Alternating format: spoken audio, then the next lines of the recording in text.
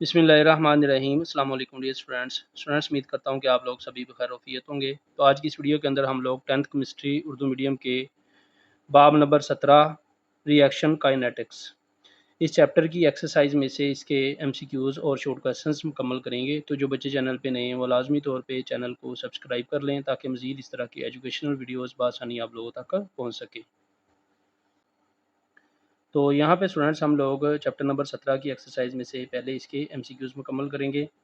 Number 1 MCQs है, reaction में हिस्सा लेने वाले मरकबात के दरमियान कुलयन फ़ी यूनिट वॉल्यूम की तादाद को कहते हैं। तो इसका स्टूडेंट्स जी आंसर दुरुस्त है, कुलयन फ्रीक्वेंसी। नंबर 2, अगर रिएक्शंस की एनर्जी एक्टिवेशन एनर्जी से ज़्यादा हो तो रिएक्शन कैसे वकूफ़ ज़ीर होगा। तो इस सूरत में रिएक्शन तेज़ होगा, इसका बे आंसर दुरुस्त है। एमसीक्यूज़ नंबर 3 है, दर्ज झैल में से कौन सा कैटालिस्ट की मौजूदगी में रिएक्शन के रेट में इजाफे की वजाहत करता है।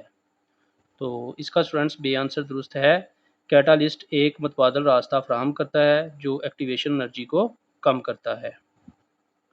नंबर 4, इनमें से कौन सी इबारत दुरुस्त है।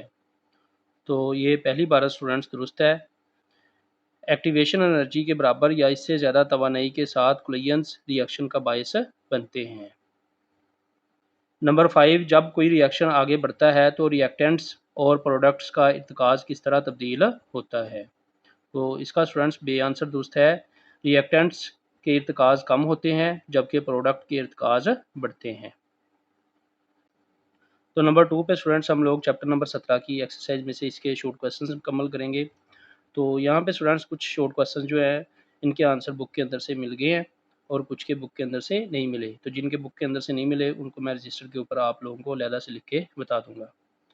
नंबर 1 शॉर्ट क्वेश्चन है, कामयाब कुलयन किसे कहते हैं। तो इसका आंसर पेज नंबर 62 से करेंगे।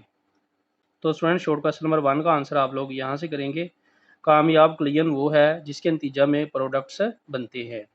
कुलयन के कामयाब होने के लिए टकराने वाले ज़रात की सिमत दुरुस्त होनी चाहिए और इनकी एनर्जी एक्टिवेशन एनर्जी के बराबर या इससे ज़्यादा होनी चाहिए। तो यहाँ से लेके यहाँ तक शॉर्ट क्वेश्चन नंबर 1 का आंसर आप लोग मुकम्मल करेंगे। शॉर्ट क्वेश्चन नंबर 2, दर्जा हरारत में इजाफे से रिएक्शन के रेट में किस तरह इजाफा होता है। तो इसका आंसर पेज नंबर 53 पर दिया गया है।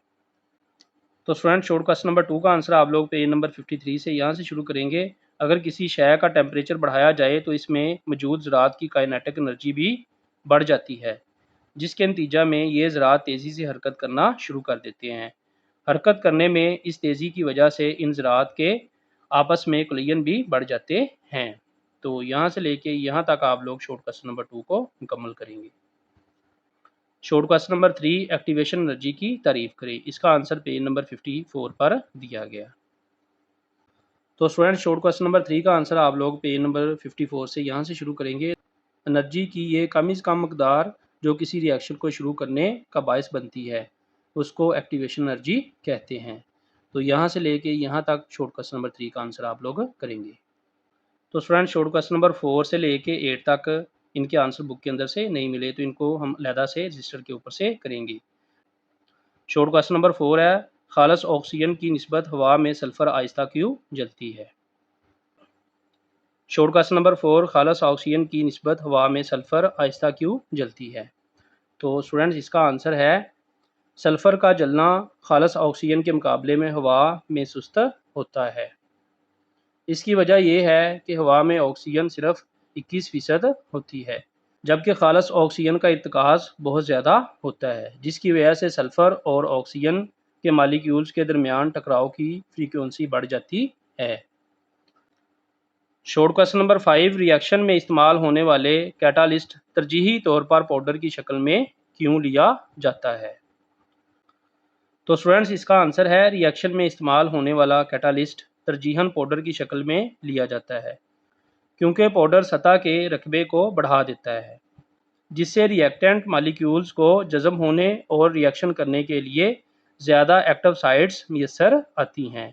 यूं रिएक्शन का रेट बढ़ जाता है। शॉर्ट क्वेश्चन नंबर 6, रिएक्शन के आगाज़ में रिएक्शन का रेट अक्सर तेज़ क्यों होता है। तो इसका आंसर स्टूडेंट्स है, रिएक्शन का रेट अक्सर शुरू में बहुत तेज़ होता है क्योंकि आगाज़ में रिएक्टेंट्स का इर्तिकाज़ ज़्यादा होता है, जिसका मतलब है रिएक्शन की तेज़ रफ्तार और मौसर कोलिजन्स के ज़्यादा इम्कानात हैं।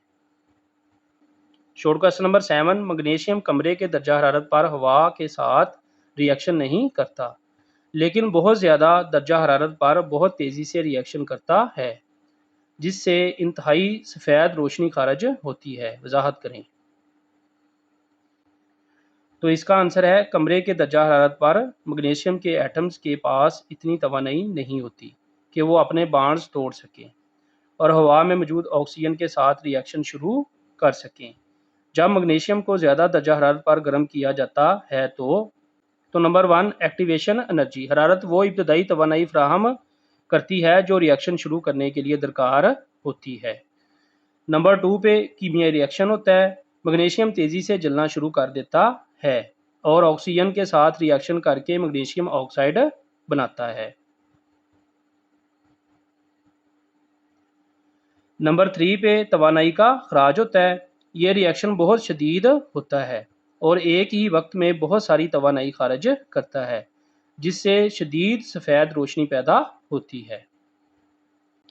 शॉर्ट क्वेश्चन नंबर 8, रिएक्शन के दौरान एनर्जी हिल पर चढ़ने के बाद रिएक्टेंट्स के साथ क्या होता है?